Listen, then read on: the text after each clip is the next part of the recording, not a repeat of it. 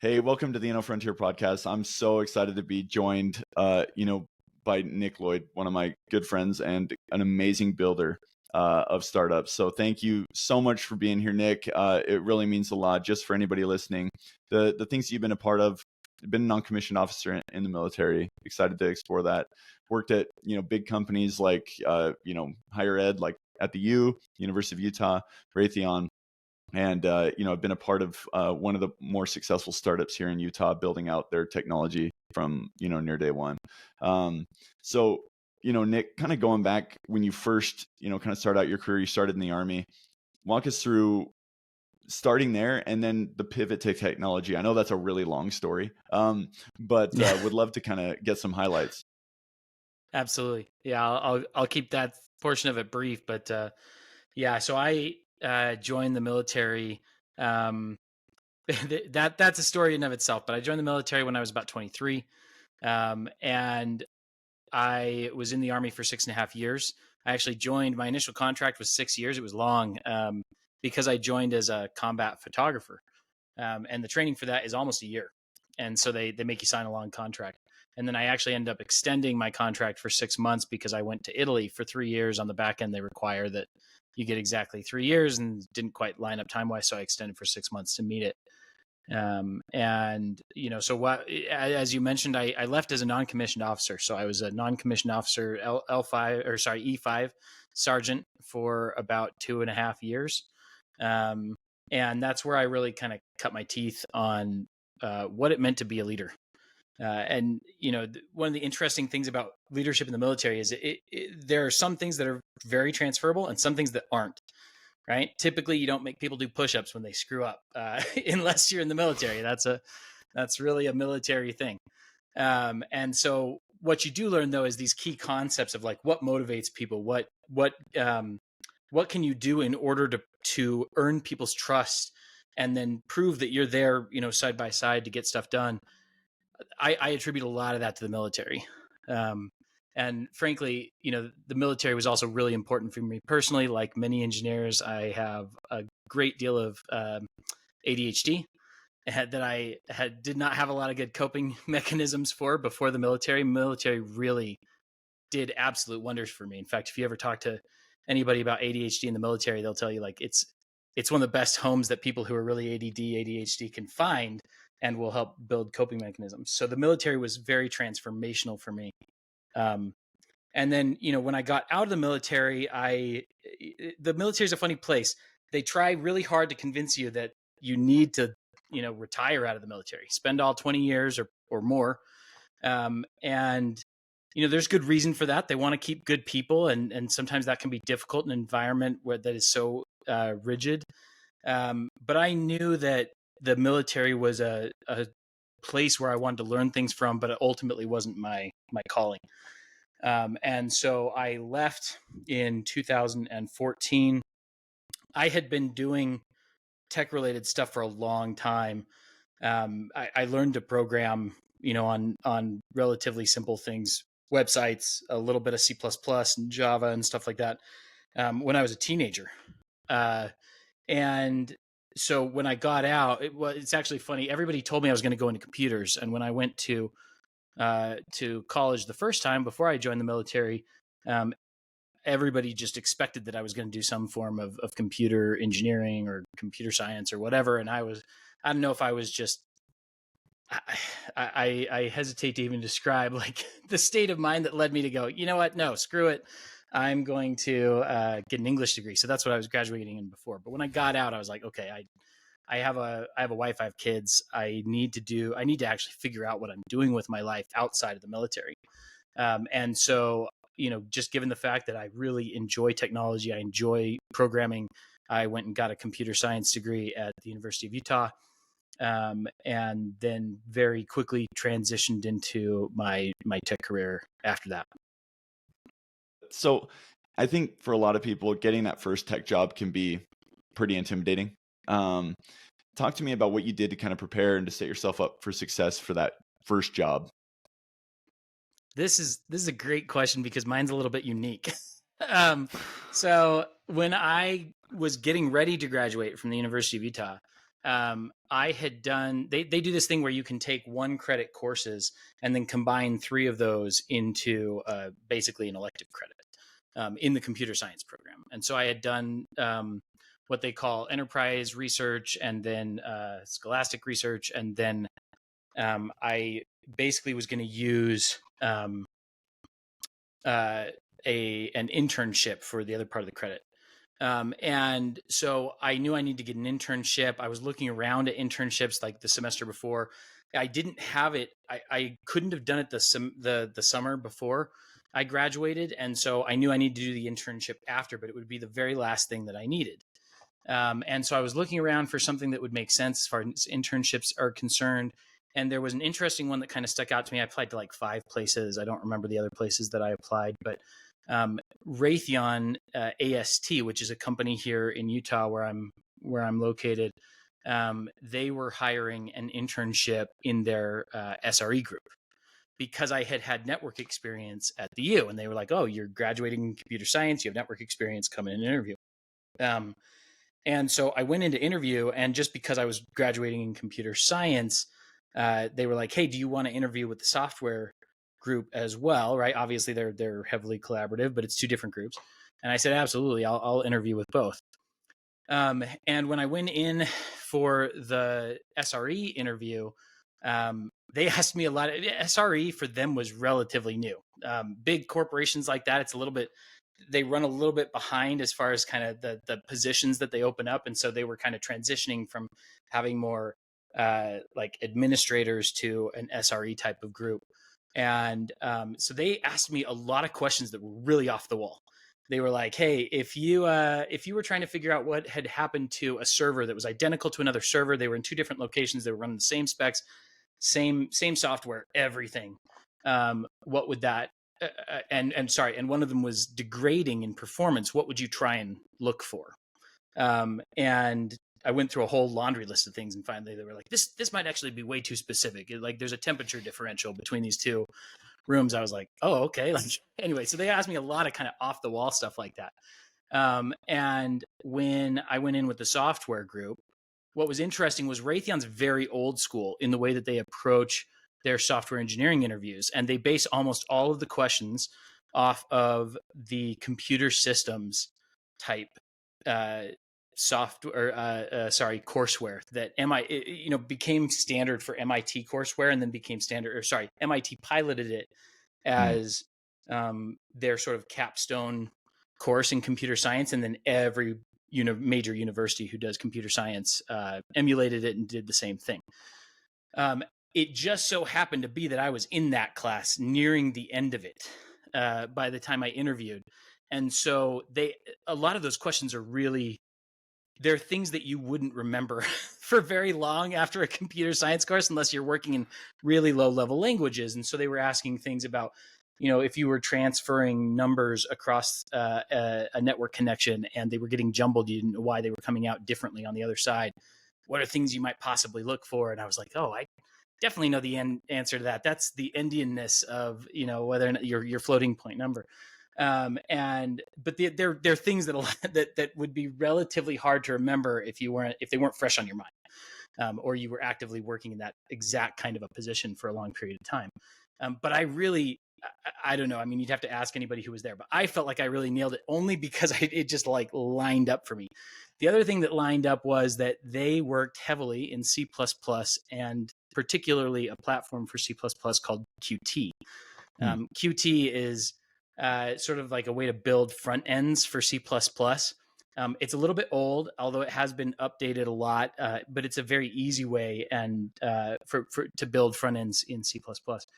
I was doing my senior project at the time in C++ and Qt because I wanted to build a point of sale system on a Raspberry Pi without the majority of the operating system. Because what I was trying to solve for, I was like, things like Square was just coming out at the time with point of sale systems, but they were doing it on iPads. And I was like, the problem with that is that you've got people who are going in and checking their email and getting on the internet and doing all these things on what's supposed to be your point of sale, which is supposed to be very secure. You're not doing other things on it because that's inherently insecure.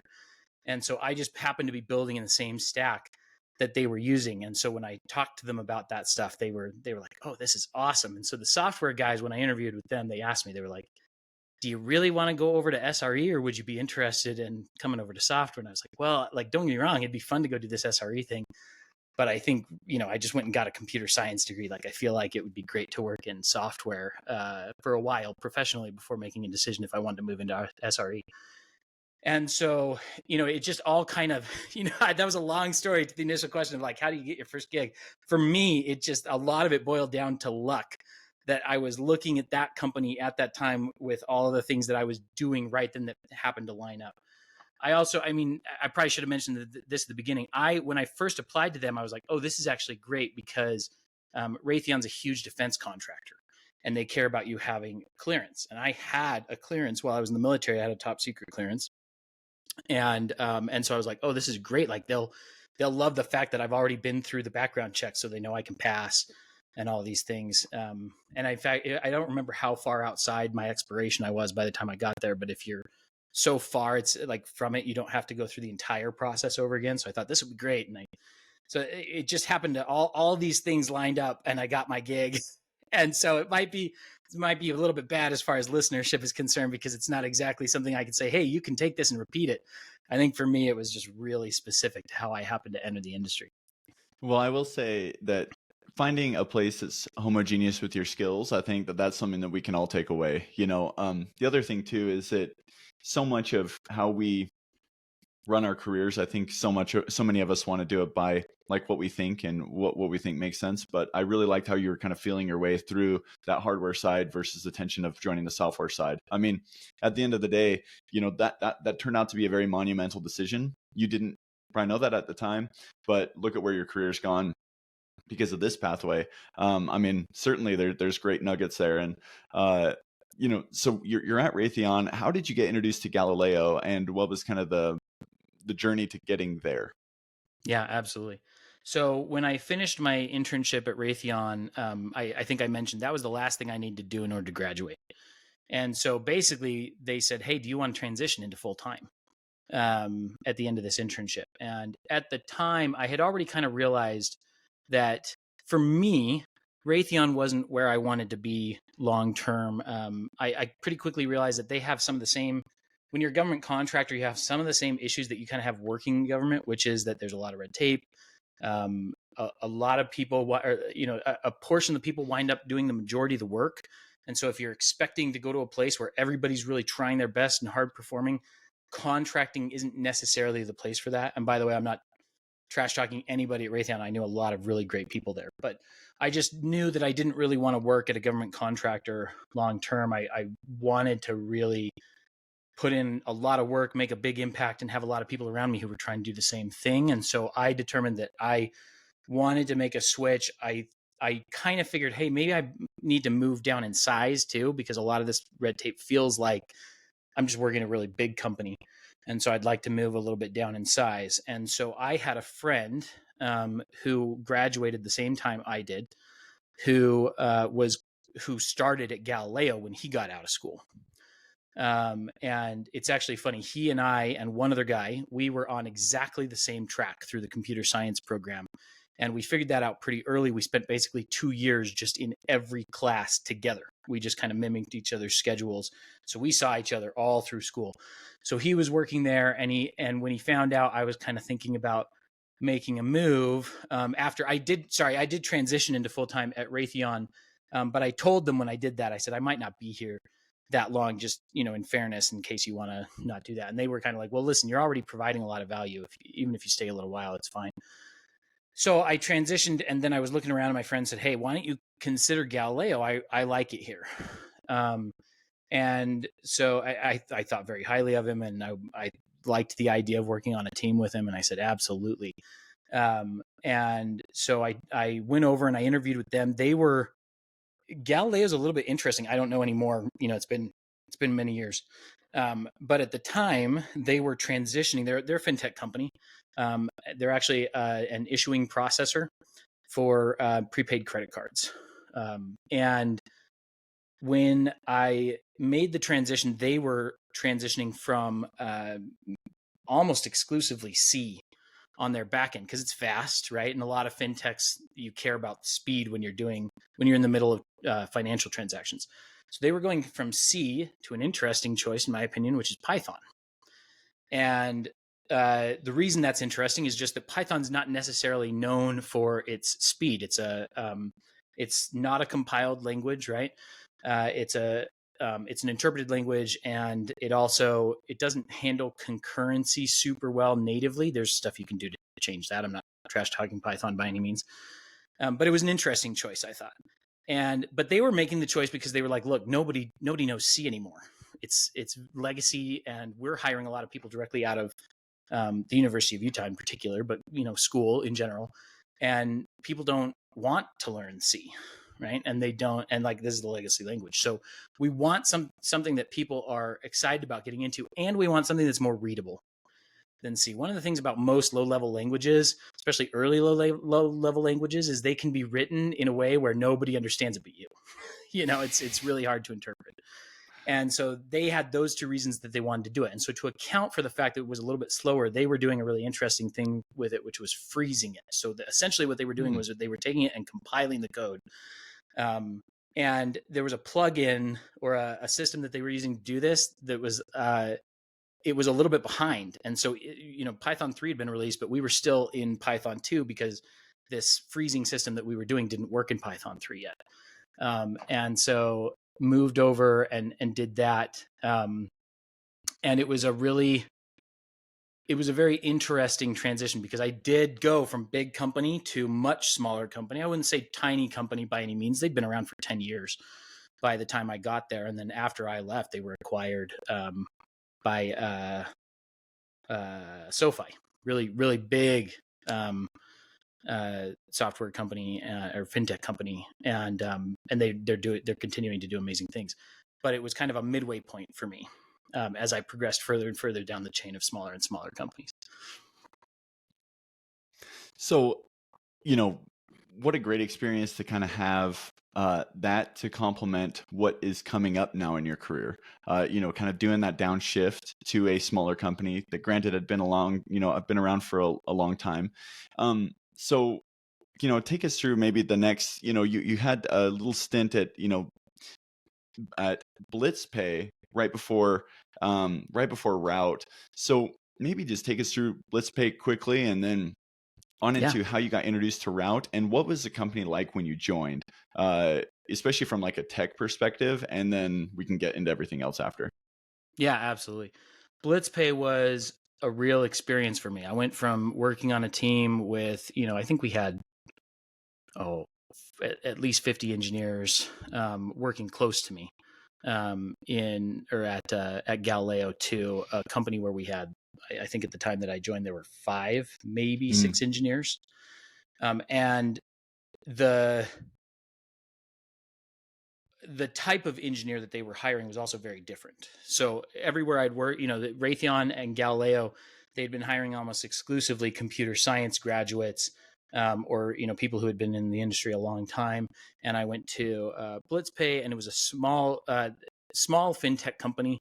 They were doing text to pay, and they were kind of at that really small phase of company where they didn't have enough money to really be going after the same segment of the development market that I had kind of previously been exposed to. So they were hiring a lot of people out of boot camps. And so I hadn't worked with people who didn't have kind of the same exposure to core computer science stuff. And so it was really interesting to me getting to know and work with a lot of developers who were in many ways very self-taught. And it was really cool because I got to see a lot of people who didn't think the same way in terms of how to build software. And what was crazy to me was, I think, a lot of people who come out of computer science programs have a little bit of an ego on them, right? As compared, like, this is the way to get into software. This is the only way to do it. I quickly kind of had my butt handed to me as far as that's concerned when I got working with some of these engineers who were just absolutely incredible, really good engineers, but just from a slightly different background and way of getting into the industry than I was used to. But they were also hiring very junior developers at the time. They had kind of one more senior guy who was working almost exclusively on the front end, and then a guy that they had picked up out of school, or was in the middle of a computer science degree, who was building more of the back end and had been for a few months before I got there. And what was interesting about that transition was that I had not had an experience with a real startup before. Like I said, Galileo had been around for a little while. This was a true startup. There were less than 20 employees. We were working crazy hours when I was there. In fact, we had a CTO at the time. He had previously been one of the co-founders of Workfront before they got bought by Adobe, or way back in the day. And somebody called the landlord actually called him one time to tell him that he had an employee living in the building, because I had this little cot set up and I was spending an inordinate number of hours there, because it was all hands on deck all the time. And it was one of the best things I ever did for my career, because it pushed me to go build in a vacuum. There was no established precedent. There were not, a lot of senior engineers telling me, this is how you build this. This is how this is where you go build this. It was completely greenfield in many ways. I was building into systems. I was building brand new systems. And it was absolutely fascinating to me, the differences. And it just forced me to up level really quick. That's actually where I started working in AWS, which is to this day what I'm the most familiar with on the infrastructure side. And I had to learn AWS all by myself. There was nobody else and who was really working on the AWS side when I started doing that. And so I just learned and just, did a bunch of things that made me very uncomfortable to do. And I just figured out, right? And it was just amazing in that way. I learned how to just get comfortable making decisions, building it, figuring it out. From there, it was, I won't go into all of the details, but a couple of us were actually looking for other jobs at the time that I left. And one of the guys that I was close to at the time he came back to the office one day. He said, "Hey, Nick, I just interviewed with another company. It's called Route. It's brand new." He's like, "They turned me down because their new CTO, he's looking for people who have completed their computer science degree. He comes from Qualtrics. He has a background in, kind of FANG company like engineering, and that's what he's looking for. So he passed on me, but they were really cool, and he was really cool. You should go talk to them." And I thought at the time, I was like, I've never been referred to a company by somebody who was literally just rejected by that company. This is super interesting. So I did. I found the CTO. His name's he just left earlier this year. His name was Ryan Debenham, or is Ryan Debenham. And I messaged him on LinkedIn. I said, "I hear you're looking for engineers." And he said, "Yeah, absolutely. Come talk to me." It wasn't very far. It was like a 5-minute drive from where I was already working. So I drove in one day, and the interview was mostly him. And it really was, he asked a lot of very, I want to say kind of leak codey type questions, which is pretty typical in the FANG world, right? It's kind of a combination of leak codey and sort of riddle type questions. And luckily, I love that stuff. I won't speak to whether or not that's a great way to hire, but I will say that I personally, I love those kinds of problems. So we went through, I think the question that he asked me was subset sum, which is like, hey, can you build a total from a set of individual numbers? And we went through the problem together, loved it, did get a chance to talk to the couple of other engineers who were there, which he hadn't hired those engineers. He had just come in as the CTO literally less than a month before I was talking to him. So I told him, I was like, "I'm ready to move when you are, if you're interested." And he called me that night after I interviewed, and he said, "Hey, I'm going to make you an offer." He's like, "And, if you looked at my resume, it was a couple of short stints and I was fairly new out of school." And he said, "I'm kind of taking a risk hiring you first, but you're also kind of taking a risk on us. It's a brand new startup. Like, let's do this. Let's trust each other." And he promised me something that nobody had ever even talked to me about before. He said, "I will mentor you. I will show you what it means to do engineering well personally. And, I know that you have leadership capability from the military. I'll mentor you in what it means to be an engineering leader." And I had other offers at the time that were larger, to be honest, from some other companies, but nobody had ever talked that way in terms of an interview. Everybody, it was always just like, well, here's how much we can give you, and maybe what the equity looks like, and other things like that. And here he came in, and he was like, look, I know I'm not your biggest offer, but I'm gonna give you something that nobody else is even gonna talk to you about, right? And it really did pique my interest, and so I was like, yeah, let's absolutely do this. And it was the best decision I ever made, because I wasn't betting, I wasn't taking the sort of money in hand, right? What I was doing was I was taking his guarantee, or his promise of mentorship, and saying, I'm going to bet on him being able to up level me, and me being able to take that seriously and do it. And I couldn't possibly be more glad for that decision.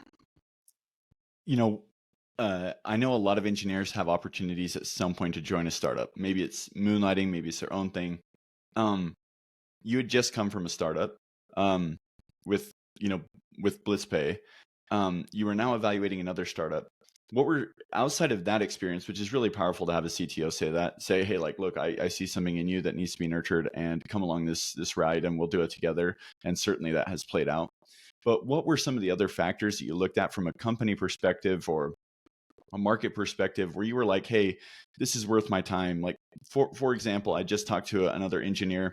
The company failed, and he wasn't able to get paid for 3 months before he finally found his next job. That's kind of the other end of taking the risk at a startup. But what were some of those factors you looked at? They were like, I feel really comfortable with trusting this company with my career. Well, yeah, great question. Because it can be at a startup very difficult to know what you're looking for. In fact, I would say that the thing that I learned from Blitzpay that helped me was how to evaluate a startup. Because when I went to Blitzpay, I just really had no idea. And so, that was the first time anybody had ever had an equity conversation with me, was at Blitzpay. And I didn't know what they were talking about, or how to evaluate those terms, or anything like that. Nor did I know how to evaluate whether or not I thought this company was going to be successful. Right. At the time, I considered myself to just be a pure software engineer. It's like, give me a problem, I'll go solve it. I hadn't thought about the fact that, hey, if you go to a startup, you have to be evaluating whether or not you think the product of the company is going to be successful. I'd never considered that. Right. I learned that lesson very quick. So when I came to Route, there were a few things that I evaluated on that side. The very first one, and I think that this is really important all around, is that I knew pretty quickly that the product that they told me they were Route by the way builds kind of post-purchase tooling. That the main monetization side of that right now is our shipping insurance, basically third-party shipping insurance. They were actually making money by the time that I joined, which for a startup of that size is very rare, right? I mean, they'd been in existence for like, I don't even know, 4 months maybe, and for most of that they had like 3 employees. So the fact that they were bringing quite a bit of money through the door by the time I joined, I didn't know at the time how rare that was. But after the fact, I was like, oh, that's pretty crazy. But I did know that they were bringing money through the door. And that was really interesting to me. But I have to admit that at the time, I didn't get it. I was like, I don't know if this is a sustainable product long term. I didn't actively think it wasn't, right? I just didn't think that I was really in a position to evaluate whether or not I thought that was a good enough one for the market. So what I relied on instead of that was, I said, I interviewed, with the CTO. I also did a kind of a culture interview with one of the founders. And then I talked to a couple of the other engineers. And I think I talked to the one product manager that was at Route at the time, who's still at Route today. One of the few who's been here even longer than me. And all of them were just, I had never met the caliber of people that I was interviewing with at this company. They were incredibly competent, well-spoken, had a very good understanding of the product, like were very convinced of product viability in a big way. And I just thought, these are people that I can really respect. And if they believe in the product, then whether or not I can see it, I believe them, frankly, better than myself. Because that still at the time, I didn't consider myself to be really great at evaluating product. 2 months later, it completely clicked. I fully understood why the product was important in the market and why we were going to be successful. So I'm glad I made that bet, but really I had to rely on that feeling of respect and understanding of who these people were that I was going to be joining more than the product itself. Aside from that, there is one other component, as I mentioned, the equity. I didn't really know how to have that conversation at Blitzpay. When I came to Route, I knew much better what it actually meant to get equity in addition to, base pay and all of those things. And so I not only did I know a little bit better just from having joined there and having conversations with a few other people about equity, but I did a lot of research. I figured out, I don't really know what this is and like what I should think about this. And so I did a fair bit of research about what it means to get equity. And I would say that for anybody joining the industry into a startup, even if you've worked in the software industry before, but you've never received equity outside of maybe like, quarterly essentially payouts of cash, which a lot of bigger companies, that's what equity means. If you've never dealt with equity that is not liquid by the time that you get it, you need to do some research and you need to ask the right questions because people can promise you incredible amounts of shares. And then you later find out that the pool is so big that like what they gave you was just absolutely tiny. Right. That kind of stuff happens all the time. That's definitely not what happened at Route when I came, but I knew how to have the conversation. And I knew better what I was getting into as far as that equity piece was concerned. So that's really the couple of things that I evaluated the most closely when I came to Route. Well, I will say I think it is really unique for any employees to be asking those questions, especially to startups, because you're taking a big risk, and hopefully there should be that reward. And you're right. There's not only is there different levels of numbers of shares, but then there's also different kinds of stock. You could be getting options, or you could be getting common stock. Where does it fall in the priority list of distribution? What am I actually getting? And that can be really hard, even sometimes for founders to know to some extent, because it's like it's an ever evolving thing, and you're raising money. And so Right. kudos to you for actually taking that serious. I'm sure that's been a great decision for you. You went from being an IC to a leader so quickly, and gaining so many people under you. I don't know if there's very many people that can take that kind of pressure, but what was that experience like of having your career move so quickly, which is another benefit of having, a startup. It's not so much about the title, but about the responsibility, that you were given. Tell us about what that was like and how you were able to keep up with it where so many people aren't able to scale like that.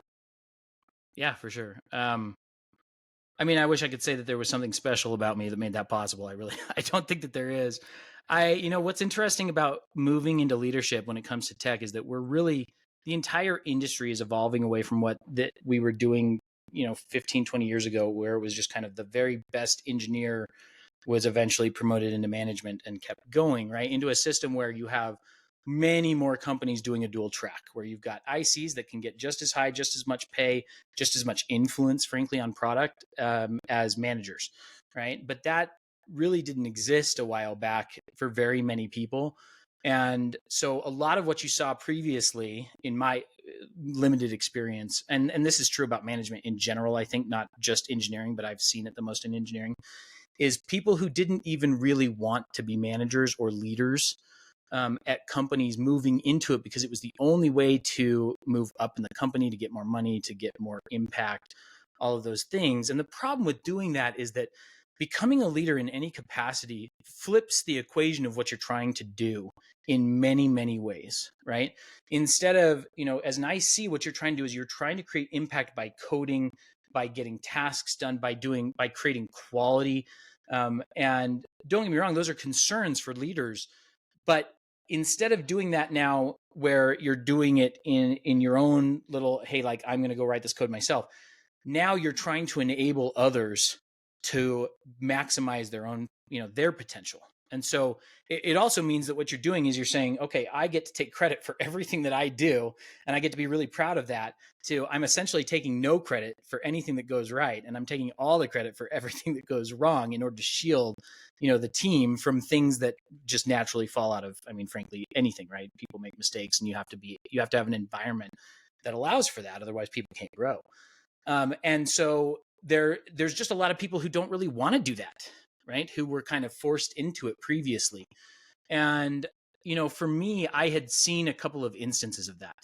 of people who really should not have been engineering leaders in any capacity, and frankly, who didn't want to be, whether they would admit that or not, but who were kind of forced into it because of the situation that I described. And so when I was leading the engineers for a while at Blitzpay, and I realized pretty quickly that what I liked about doing that was similar to in the military, where I got a lot of that experience of initial styles of leadership and things like that, was that I loved being able to help engineers to get the most out of themselves. Right? Most engineers are just really naturally curious people who want to do the very best. They're not lazy people. They are, by and large, these are people who are so incredibly passionate about what they do that they do it in their free time, right? Like they're coding during the day and then they go home and they have projects at night. Not all, right? But many of them do. They're people who are passionate. And so it's not about being, when you lead engineers, it's not about being a taskmaster. It's not the same thing as working in an industry where you're forcing people to do a job that frankly nobody wants to do, and you just have to figure out how to get them to do it, right? These are people who want to do the job and they want to do it well. And so your job is not to herd those people. Your job is to figure out how to hone them. And I like to make this distinction because there's a big distinction between coaching and teaching. I am an awful teacher. My kids will tell you this, because when I try and help them learn a new concept for school, it's very difficult for me. I lack the patience for it, but I love to coach. And the difference in my mind is that when you're teaching someone brand new, they're coming into it and maybe they like it, maybe they don't, but that's not really the point, right? You're trying to get them from 0 to 1 in their own skill set. That is, there's a lot of sort of guiding that you have to do that's very down in the details. You kind of have to push through some things. I'm bad at that. What I'm good at, though, and what I think that many great engineering leaders are good at is taking people who are already super motivated and good at what they do and saying, let me help you identify the pieces that you can make changes to, or that you can work hard on, that will make you better than where you are right now.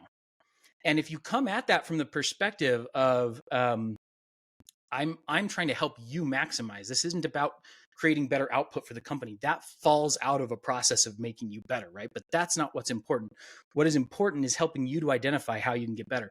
If that's your attitude coming into engineering leadership, you are going to be successful every time, right? And so for me, I figured out really quickly that that's what I love doing, is helping engineers to maximize their own effort and get better. I also realized early that when you get into, especially at a startup, any engineer is an upper level, or sorry, any leader is an upper level leader, right? It's a very flat, startups are very flat organizations. You need to be able to speak 2 different languages in engineering in order to do that kind of engineering leadership effectively, where you're also communicating with the business.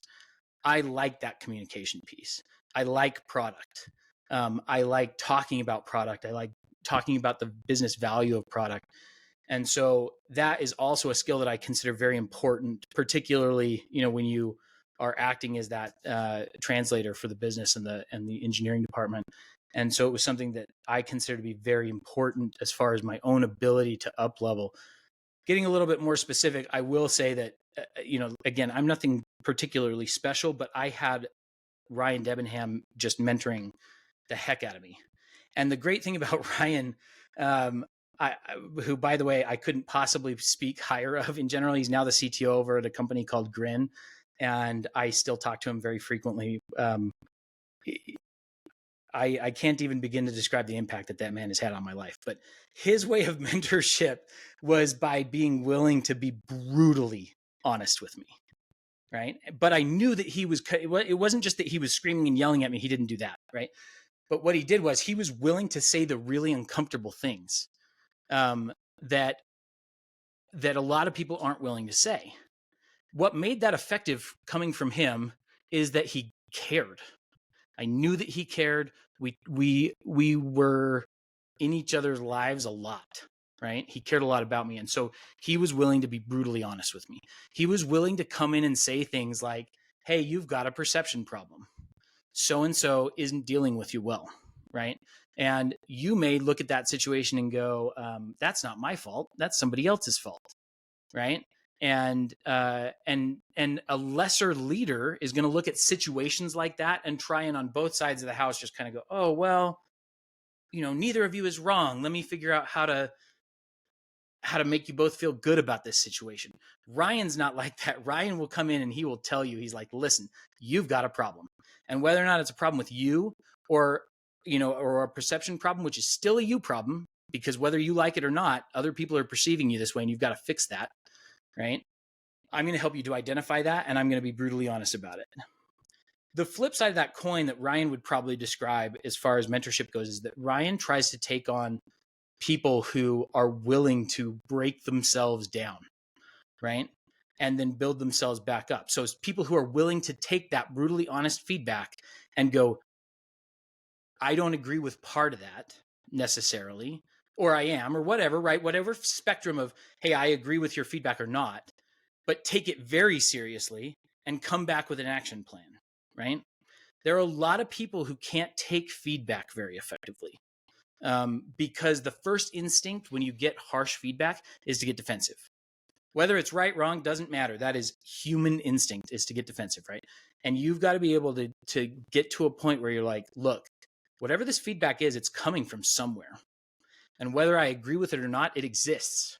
And if I'm not willing to say that I have any part in this, I can't make the situation better, no matter what it is. If I'm willing to really dig deep and break down the parts of myself that I might even be proud of, right? And don't think I have anything to make any better. If I'm willing to do that process, I can get better in every scenario. And it's that kind of mentorship that Ryan instilled in me, is being able and willing to help people identify stuff even when it's very, very difficult, and being honest about that. And then seeking those individuals who are not just kind of willing to go, okay, like, I'll take your feedback. I don't necessarily agree with it. I'm probably not going to action on it, but instead say, I'm going to do something about this. Even if it's just, going and having a conversation so that I can get into better sync with somebody or whatever it is. I think that having those qualities as an engineering leader is just super important. And so for me, those are the things that I kind of said, I want to help engineers. I want to be able to get better. I'm willing to take feedback, not only from, him, he was a good example, but from everybody that I'm working with, right? To get to the point where I can work with anybody and I can make you successful if you're willing to go through the process with me. And so that it is a big transition and a big jump. But for me, coming out of the military, I knew that I wanted to help up level others. And so I knew that even though I really love the details and programming, 24/7, like I really could do that job forever. Just being in the details and programming, I get an adrenaline rush from solving problems. I could definitely have gone that way my whole career, but I wanted to be able to help others in a way that I knew sometimes is lacking in the industry because it's just not necessarily where everybody's coming from. Again, not necessarily their fault, just kind of what we've built in many places around becoming a leader. I think that what you've done there is articulated so well of why sometimes it can be difficult to be an engineering leader, is because it is so multifaceted. Not only do you have to do the management thing of mentoring engineers, but you do have to translate all of that, all of these things that you're learning into business cases, and being able to then do the third pillar, and that's to translate the business cases to technology solutions. And then being able to, have your team all be aligned to go forward. Certainly not something that's easy, but really I'm taking away is how valuable that mentor can be to helping you kind of up level. And it sounds like, you're doing that a lot. This has been amazing. Thank you so much, Nick. I wish that we had another hour. We're going to have to do this again. But genuinely, thank you. You're doing so many great things. I know that everybody in the community, looks up to you guys and what you're doing. And so thank you for being here. It means a lot. Yeah, thank you. I've really enjoyed this. Perfect. Thank you so much.